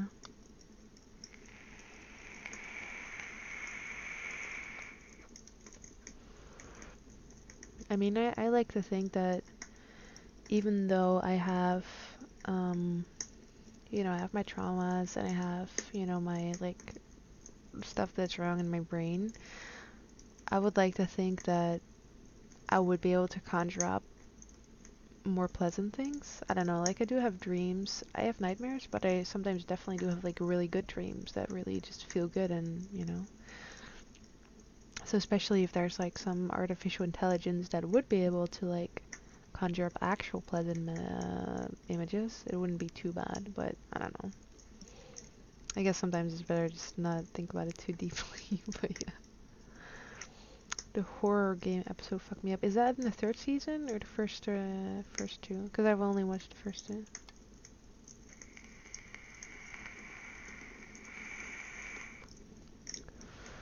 Like I really did like Black Mirror. Like it's just an amazing show. Like it's just very good, and it really makes you think. It was just like that particular concept of like being stuck in like just a repeat of like nothingness. It's like stuck in your own mind with your own guilt and stuff like that. It's just like, I think for most people that would be like the most nightmarish concept. I think that's like why it's like for me. I mean, I talk about death, you know, it's not like I can't talk about it at all, but it's like if that's what happens after you die, like that would be like, I really hope that doesn't happen. I hope like there's some sort of like reincarnation. I hope that's what I think that's my ideal type of like situation.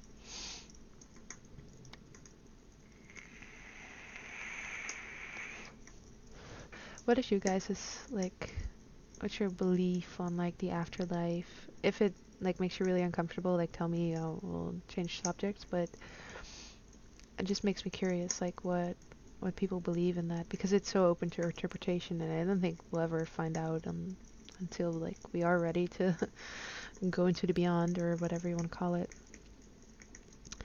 What I would really like to believe, and what part of me definitely does believe, is that after you die, you go back into, I guess, this like stream of energy that we are all made of to begin with. It's just like we are now like manifesting as physical beings, but we kind of like get reabsorbed into whatever you would call that energy source, and then eventually we would get to like reincarnate again, because we are in the physical world to grow and evolve as souls or something. I guess it's a little bit vague, but it's hard to explain these things. That's what I would like to believe, at least, and hopefully that is, for me, true anyway. So, see, that's the one where the dude volunteers to test a fully immersive 3D game that changes based on the greatest fears of the player. I haven't played that. I haven't watched that. I haven't played that either, thank God. Reincarnation until I'm ready to leave. Yeah, that makes sense. I mean, it kind of depends. It's like there's so many like possibilities or beliefs someone could hold, but I mean, that makes sense to me. Like you would, like keep learning until you're like done, or maybe never done, who knows. But see, if there's no brain, there's no consciousness. In the end, all this matters the connection you make. My opinion. Yeah, it's fair. Like it's totally fine if you believe something entirely different, like if you believe in heaven or hell, or if you believe there's nothing. Like I don't mind if you think differently, like at all. I just think there's like a consciousness that's on a higher level than just your brain waves, kind of. I don't know. Yeah, I believe that energy can't be destroyed. Energy can't be like created out of nothing, and it can't be destroyed. So like I do, like, this is something that I truly believe, that the soul is some sort of energy, some sort of, like, it's not just, like, there's something there that's more than what we can see or that we can, like, sense so far, on, like, scientifically, we cannot see it. We cannot see the soul. But I do believe it's there, and I do believe that is something that would live on after death. Yeah. It's interesting how many people actually believe in reincarnation or would like to believe in it. It's quite a common belief. I think it's only become more common, which is interesting because it's definitely an idea that's been around for like ages, and in a lot of religions and spiritual beliefs, it comes up. So it makes me wonder.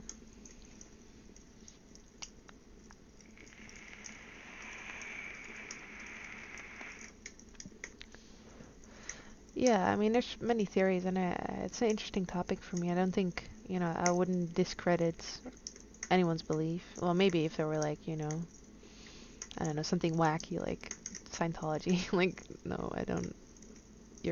It's like written by a science fiction dude. Like, it's like, there's no credibility to that, But if you believe it, like, whatever. But I wouldn't.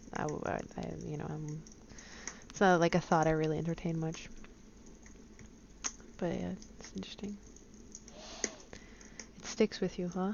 Yeah, like Black Mirror like has its way of like just like really it's hard to shake. I don't believe in God or the afterlife, but the energy or whatever you want to call it that separates life from death has to go somewhere. Yeah. Pascal's wager? What is that? I don't know if I've heard of that or have it be called that. Yeah, personally, I don't believe in like a god that is separate from us, but I do believe that what some people might call gods, that's like we are God. Like I am God, you are God, like we are all God. Like, but kind of like collectively as souls or whatever, we manifest everything that is and everything that we are through beliefs that we hold, etc. Pascal says that believing in God always offers you more than not to do so. Pascal argues that the rational person should live as though God exists and seek to believe in God. If God does not actually exist, such a person will only finite loss, some pleasures, luxuries, whereas they stand to receive infinite gains as represented by eternity in heaven and avoid infinite losses, eternity in hell. That's really interesting, actually. Wow. Wow, I actually never thought about it like that. Yeah, I can totally see, like, reason in that.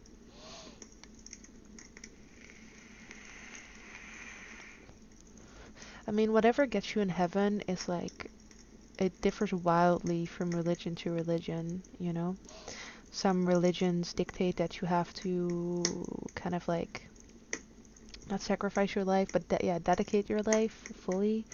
Others, it's just like just believing and following like the Bible. But then if you look at the Bible, I mean, there's like so many different parts of the Bible, and like some are for different beliefs, whatever. But like a lot of, I don't know if you could call them rules, or like things that nobody holds to, you know, like the stuff that people always like bring up, like you can't wear more than two fabrics at the same time, like certain foods, etc., you know. So like how strict is it then, you know?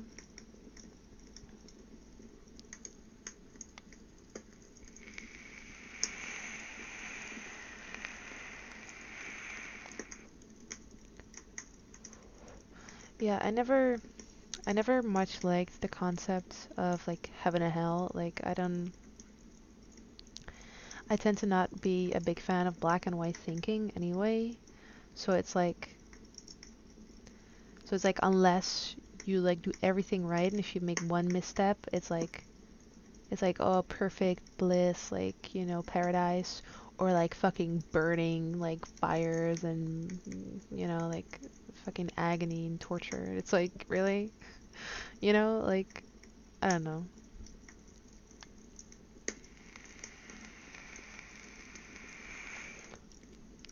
Let's see.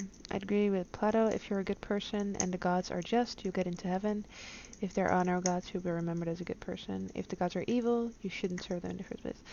Yeah, that makes sense too. Can I commit sins in heaven? That's an interesting question too. Because is it like, you know, once you're in heaven, like you're golden, like you're in, or could you be like exiled? I mean, like me studying the Bible, that's like a long time ago. I did it in school, of course, because I went to Catholic school. Um, but the devil, who's now the devil, like he was an angel, but he was like, you know, like fallen angel kind of.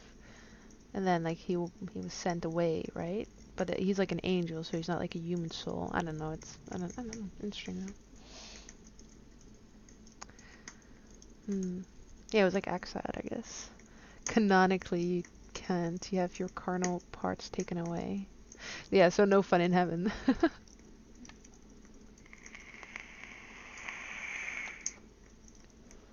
I mean, that's always something that I found like it's, you know, like obviously sex is a large part of life. It's literally what gives life, you know? So unless you hurt anyone with it, what is so bad about it? And what is so bad about having sex for pleasure, you know, and not just procreation, you know? Or is it just like, is it like a test? You know, it's like, oh, you have like, you know, like these temptations, and like if you were able to like abstain unless you're in like a marriage or whatever. I don't know. It seems kind of unfair to like put like people through these like tests. Kind of reminds me totally different, but like in Holland we have something called lokfietsen, which means like bait bikes, and the police will put them out, and like if you steal them, there's like a sensor in it, and they can track you and they can catch bike thieves. It's such a Dutch thing, but it's kind of like a scummy thing to do, I find. It's like just setting, you know, obviously you shouldn't steal a bike, but it's like if you're gonna leave like unlocked bikes for people to just like steal, it's kind of like you're setting them up for failure. So, I mean, in that case, it's kind of like, you know, you're setting human beings up for failure because you have all these like crazy temptations. Like, can't you just like, couldn't God have created a world where, you know, like they could serve him and be good, you know, without like the temptation, without the free will, I guess then. But that, yeah, I guess that kind of defeats the purpose. I don't know. But still. So what's the wrench icon Miniatus moderator?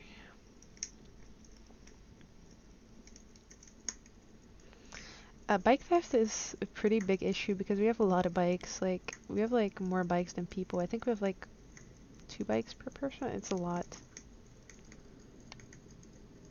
hmm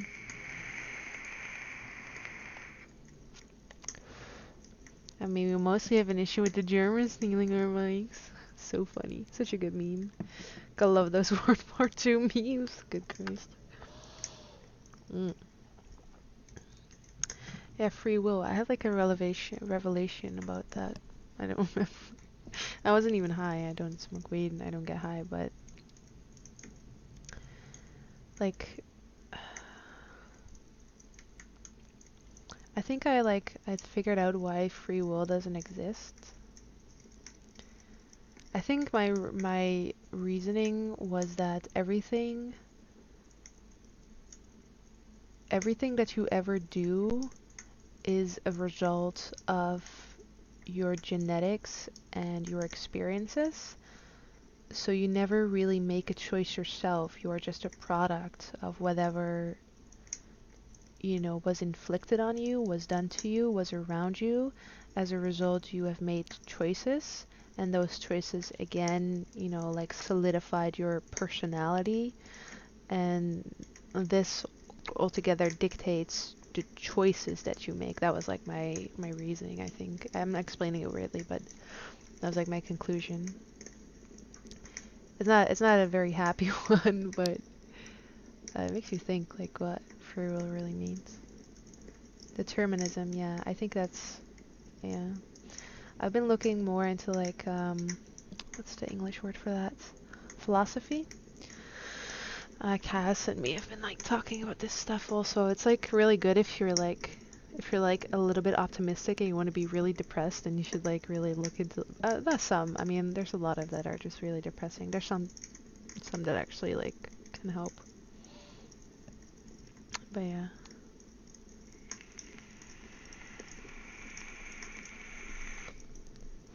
What if the bikes overthrow us, whatever?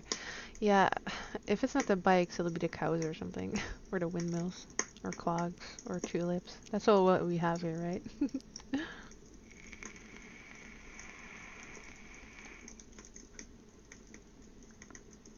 Should fill up my vape. I was gonna take this when I went out, but I forgot. Let's see. If we assume that though, what about people who immediately after hearing this go to jump off a bridge? If they do it, they are determined to do it. If they aren't, they're determined to do that. So isn't there actually no way of telling?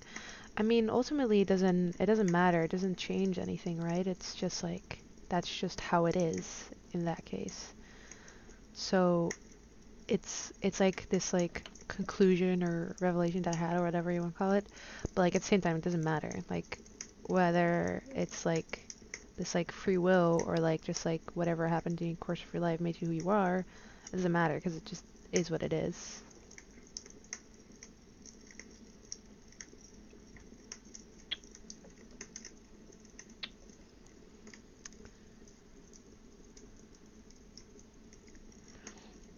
I've actually got this pretty nice juice. I got this for the first time. What is it officially?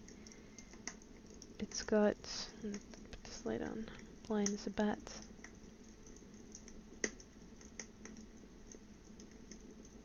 I can't read this.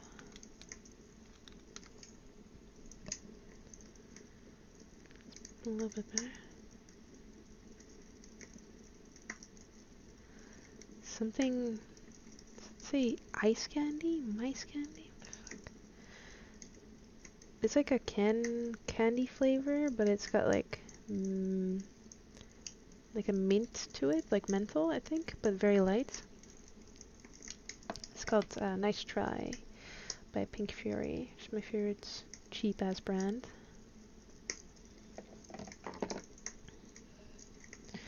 Let's see. So whether I put on my Thin Lizzy shirt or my son's shirt was coded to me at conception. I'm not sure if it's like you get born and then everything is already known or everything is already predetermined, but it's like you are not able to change anything about whether, you know, you're gonna wear that shirt or the other, because that's just like the course of your life, which is completely determined by, you know, everything that I just discussed. Yeah, it is like a circular argument a little bit, and it ultimately doesn't matter really to me anyway, because it just is.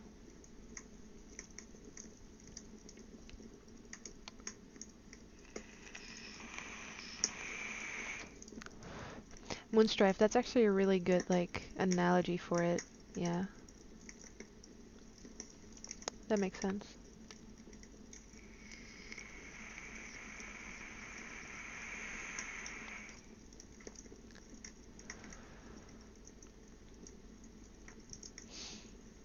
Yeah, exactly. That's kind of like the point. That's kind of like what how I kind of like felt it. Yeah. I mean, I don't know if it's like that. I don't know, but that makes sense to me, I guess. I'm not sure if it's related to chaos theory though. Oh no. Battery low. I think I have my cable here. Yeah.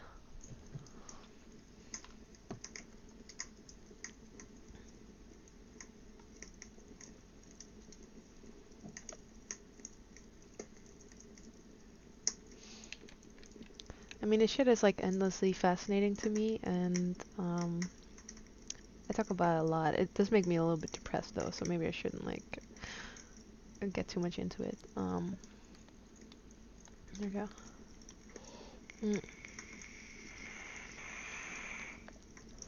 And I'm also not the best at like explaining what's in my head, because like I know how something feels or how something makes sense in my head, but to kind of like lay it out and have it like slightly make sense to other people is like hard for me. I don't know. My brain is just kind of like it's like pretty chaotic in there. So I mean that's like a butterfly flaps its wings in Holland and a sleazy lunatic in America robs an retirement home. That's legit, to be honest. Hmm.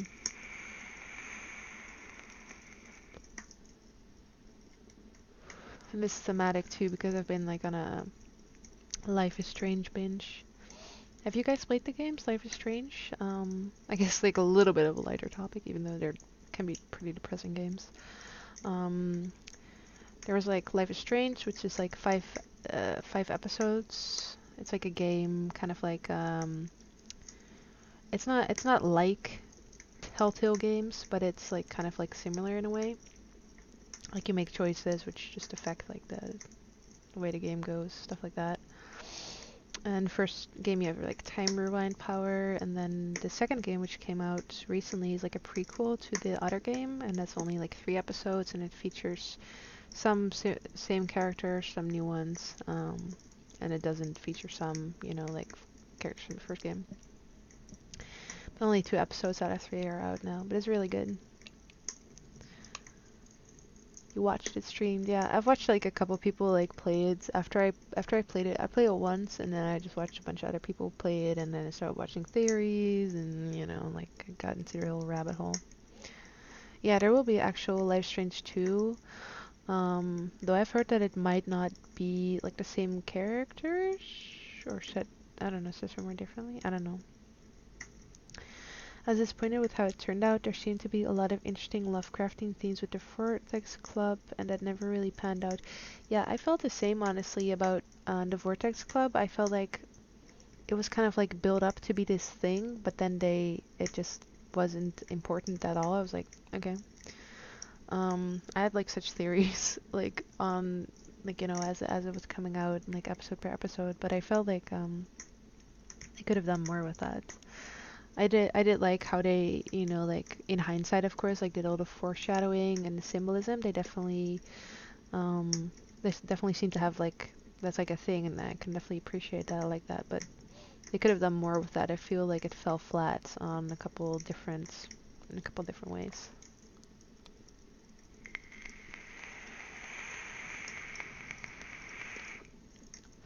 And I think the idea of a prequel is pretty interesting because it gives more context to stuff happening in the second game. Or, well, the first game, which is like after, you know what I mean.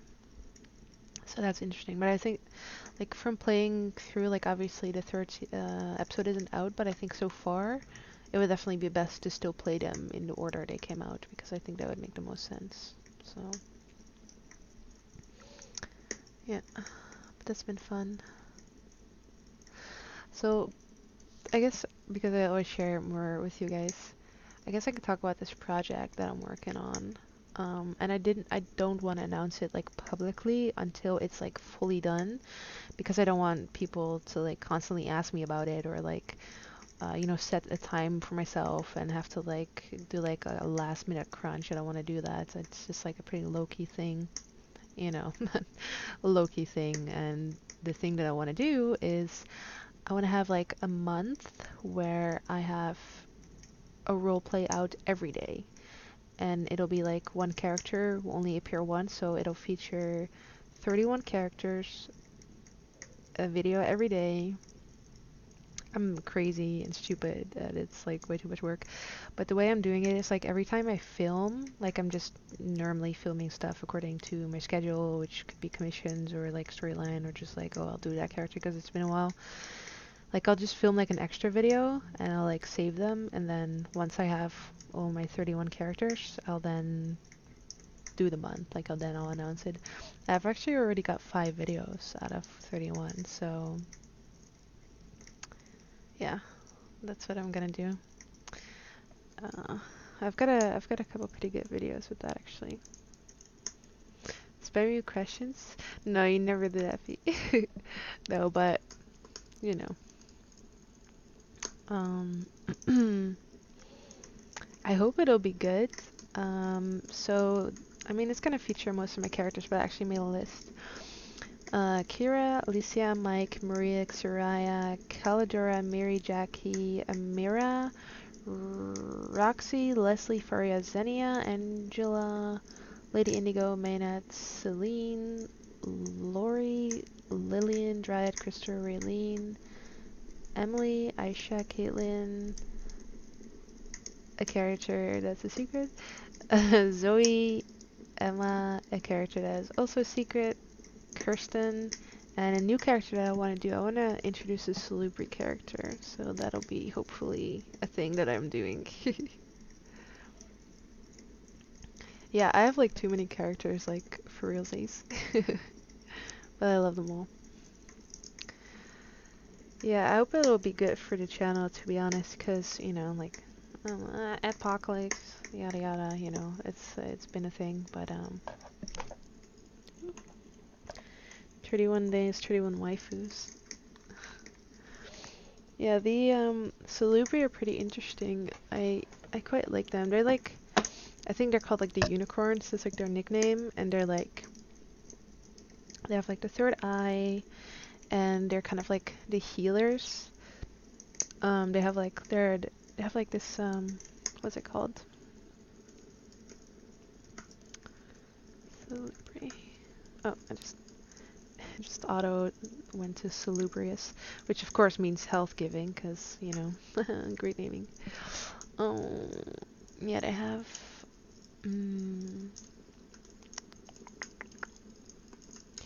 Obia is like a discipline that like the healer sect of them have, which is like healing pain, healing derangements, healing wounds, determining health, you know, like guarding, shielding type of stuff. They're really cool. And it's actually kind of interesting because I think it would work very well for ASMR specifically, like kind of like a healing character that uses their magic to heal you, and just like someone who's like really high humanity and stuff like that. I think that'll be good. Yeah, like the thing is with my characters, like oftentimes you know, something might not be as common in the actual established lore, but the most important rule about like World of Darkness for me is the golden rule, which is like if something is more fun, change it, you know. So like I do change some things and make, you know. If you ever plan on releasing Asamite or Tsumitsu character, I will be doing a Tsumitsu character, and I know I've been saying for a long time. I actually have this whole script for this project all written out. I just gotta do it, but I have other projects, so I don't do it, but I should, but I will. Asamite, I'm not sure, because the thing about Asamite is that, I mean, I could change this, of course, but the thing is that they have like dark skin, even if they're like white people, Caucasian or whatever. they eventually have like a darkened skin, and I'm not about to get into that blackface, you know? Like I don't want to potentially, I mean, like blackface, like I think we can all agree, like if you're not black, it's something like it's offensive, right? And if I'm just gonna be my white self, it'll kind of be like erasing that part of the Essamite. I don't know. I just don't like. I try not to be super PC or whatever, but like this is like a delicate thing, and I don't know. So I'm not sure how I could like spin that. What did you guys take on it? Like, I don't know. Like if you guys like have any like, oh, you could do this or it could work like that. If you do, then let me know. I just don't want to be, because you know, like I don't know. I just don't want to be a racist. Let's see. I'm trying to find something that's in my closet.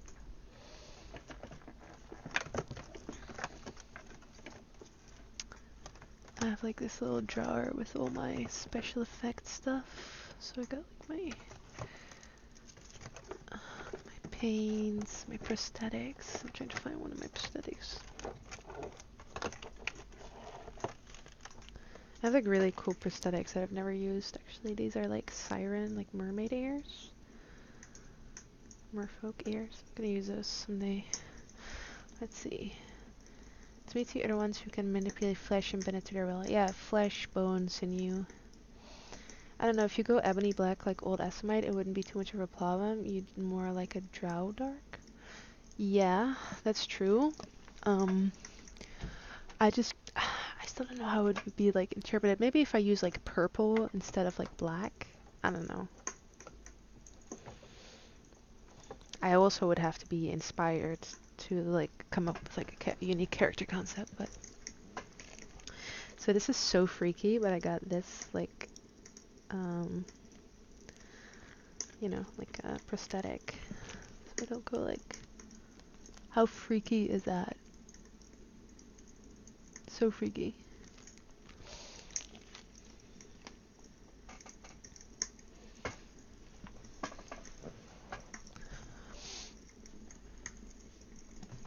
Yeah, I mean a lot of my characters are pretty young anyway.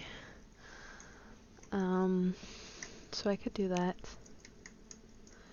Maybe like I have like this I'll get back into my drawer of wonder. I did the what's her face? Like the night elf that I did, which I used not this one. This one I've used for the main ads.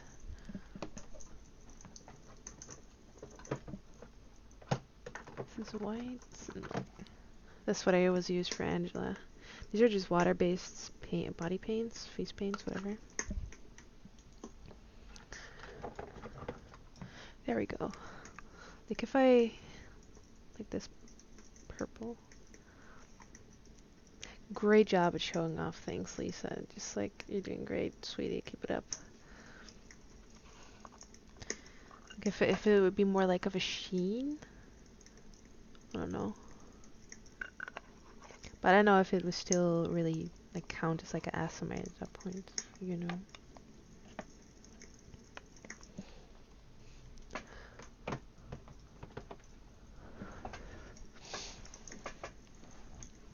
But yeah, I hate being like in a place where I'm like, oh, like should I do that? Like I don't want to be offensive because like,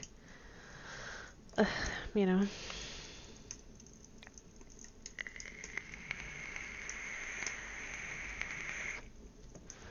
I mean, there's like a lot of video concepts that I could conjure up that could like possibly be offensive that I kind of like stay away from, and I don't really like that. Exactly, like people who find a way to misinterpret shit like all the time. Like I can't like think of something like off the top of my head, but like I've gotten like people saying I'm offensive for like whatever, and it's like I really try not to be. Like, I try to just be like a decent. Just trying to be decent out here, you know. A bitch is trying to be decent. Oh yeah, I mean like I don't think there's no like objective, you know, measurement of offensive at all. It's all subjective, and some people are barely offended by anything. And you know, I do feel like some people just go out of their way just to be a fucking dickhead, you know, and like that's like, well, you have a right to. People can call you out on it too, you know. And then some people again, like they just like everything is like they get triggered by it or offended by it, and it's like, yeah, it's not good. Either's not good.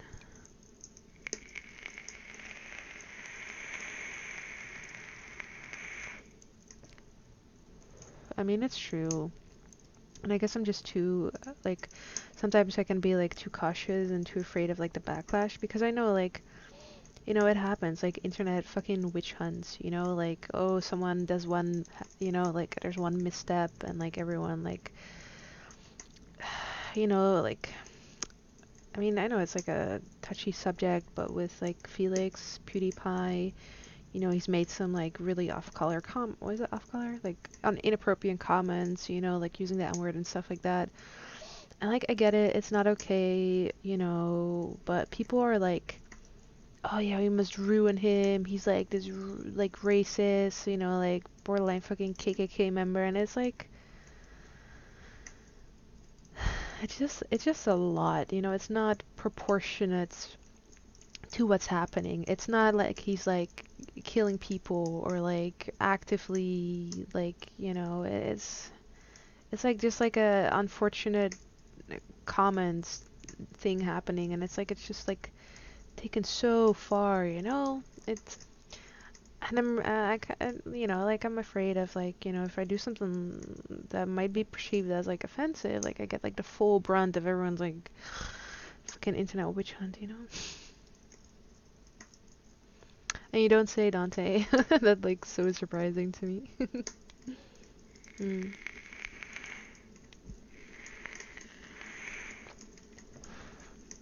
I mean, I don't know. In general, I'm pretty careful not to like really, really portray like my political leanings. Also because I'm not super into it. Like you know, it's like I think most of it is stupid. Like the debates about it and whatnot.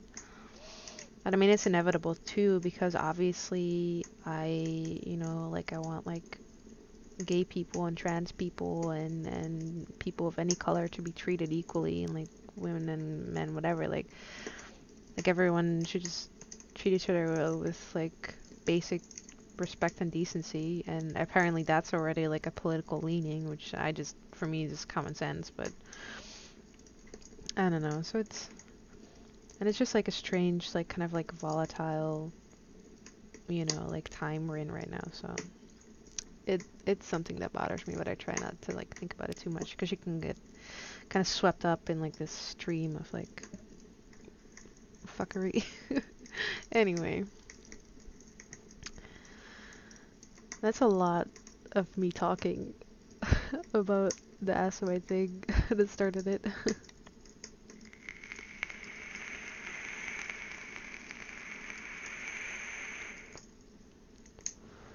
Oh yeah, like if you can be like I think like everyone can you can be a total dick. You can make fun of everyone, but you can also be called out on it. It's like if you're gonna treat someone badly, be expected to be treated badly in return in whatever form that might take, you know?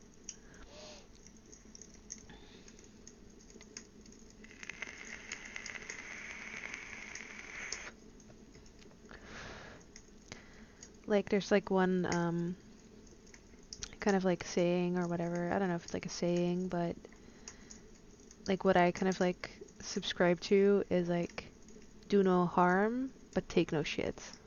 I like that because it's like, you know, don't go out of your way to hurt anyone, to hurt anything, you know, but don't just like sit there and take it, like call people out on their bullshit and like take no shit from people. And if people are gonna give you shit, you just like cut them out of your life or whatever, you know. Like don't just, yeah, just trying to find like a good medium between it, I guess.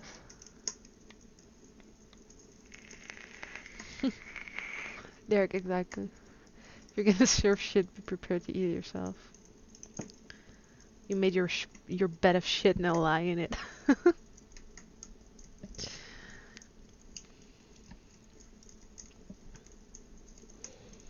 Yeah, I mean, I feel that most people kind of like have a variation of that motto of like, don't gotta do way to hurt others and don't take shit either, you know.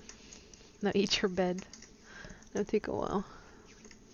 But my bed is like far from shitty, even though it's like a relatively cheap IKEA bed, it's actually really decent.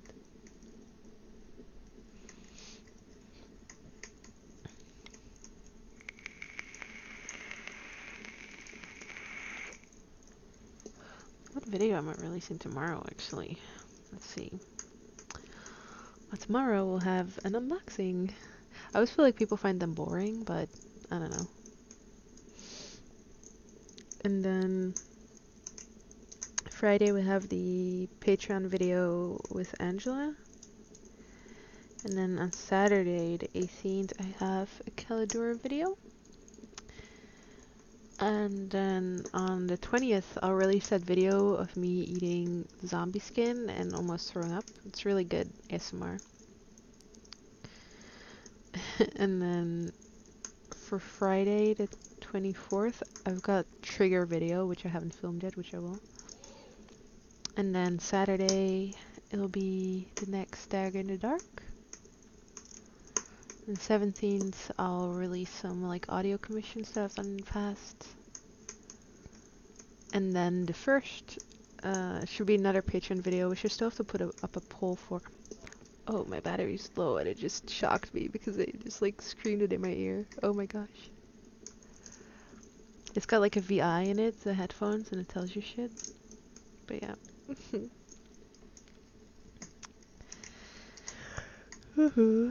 I do have many blankets, it is true.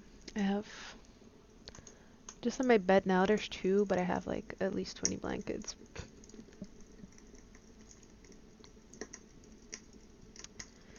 Well, I mean, people sometimes tell me my content is boring, and it's like, at least it makes you fall asleep while watching it, so that's kind of the point anyway, so. Yeah, like, I know, there's like a lot of different points of view on the topic, and in general, I think most people can just agree, just don't be an asshole, and like, if you are, like, you're gonna get a reaction out of it, so, whether you want to or not. I'm sorry, Apollo. I actually did it an hour later this time, or like an hour and a half later, actually. The computer's talking to you. Oh no, it's actually not the computer, it's like the headphones. Like, this shit is like advanced. Like, I don't know if you can see, but it has like all sorts of buttons, and it has like presets, and like bells and whistles and whatever. I don't know. And you have to charge it because it's like cordless. So apparently it needs to charge very soon. So I might have to like, I mean, it's been like 2 hours anyway, so I need to let you all go. I do want to stream more, also like public streams. I haven't done a public stream since I was at Derek's. I don't know what I don't have anything against streaming, and I like it, and I like interacting, but it's always like I'm so nervous to do it or something. I do definitely feel like I'm boring in like a live stream. Yeah, okay, my battery's low. Okay, I get it. So I don't know, but I know you guys enjoy it, and I enjoy it too, so I should just get over it and just do it, really. Oh, like to the story, yeah. Well, let's hope I'm not actually in a faulty cryonetic bed right now. Oh, don't think about that, Lisa. Don't think about that. That would be bad. Ooh. Makes my skin crawl. Thank you, Dante. I love you all too. And I'm very happy to. I'm very lucky to have you all here, and it makes me all the happy. It's like sometimes I can get a little bit caught up in the whole like, oh, YouTube's going down, like, oh, numbers are low, oh, you know, like, and I can get kind of swept up in that because like it's obvious, you know, anyone would. But I am like so incredibly lucky with like you guys and the people that watch me, and I might not have as many subscribers as some people, but quality over quantity, and I feel like that's definitely like a thing. Like, you guys are just amazing and fucking supportive and give me so much love, and it's just, I don't know, I'm just so lucky. So, and that's what I remind myself of when I get demotivated by like YouTube's nonsense. So, but I really appreciate the fuck out of you. Like, you're amazing, and I'm so lucky, and it makes me happy. Like, whenever I make a video and I'm like excited about it, I'm like, oh, like, I hope they will love it, and I just, I want something that you enjoy. I want to put this battery. Jesus, God, the microphone's killing me. What was I saying?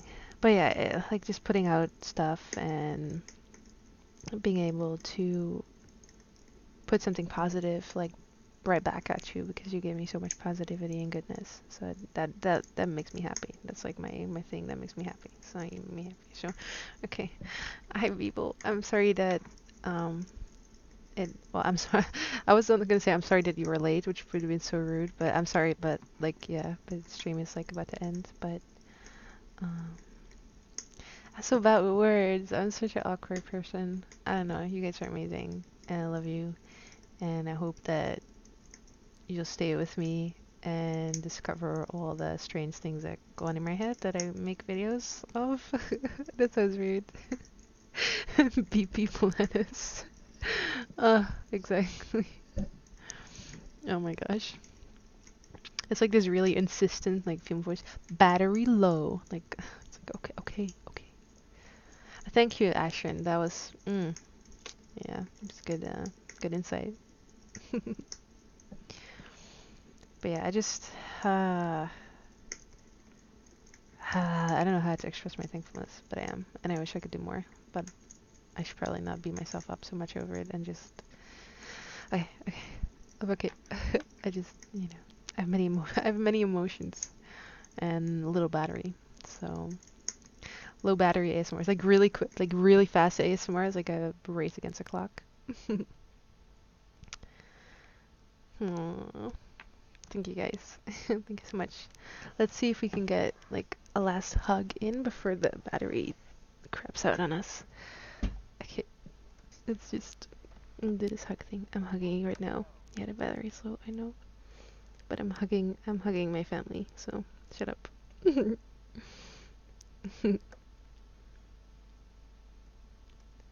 hugs, hugs, hugs, hugs, hugs, hugs, hugs, hugs. There you go. I hope you enjoyed that hug I did. You guys are amazing.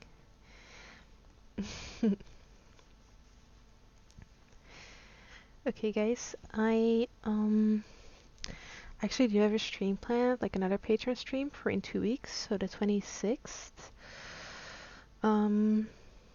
For it's raining outside still. That's still on, so be there or be.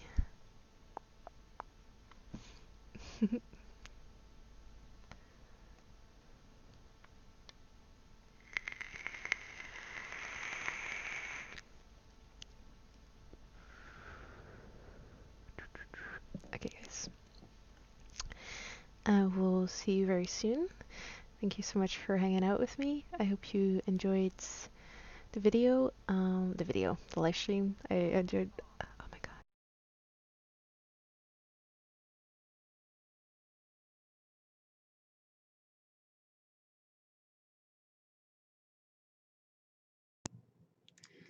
Okay, I really hope you could hear me. I really hope this works. I really hope this works.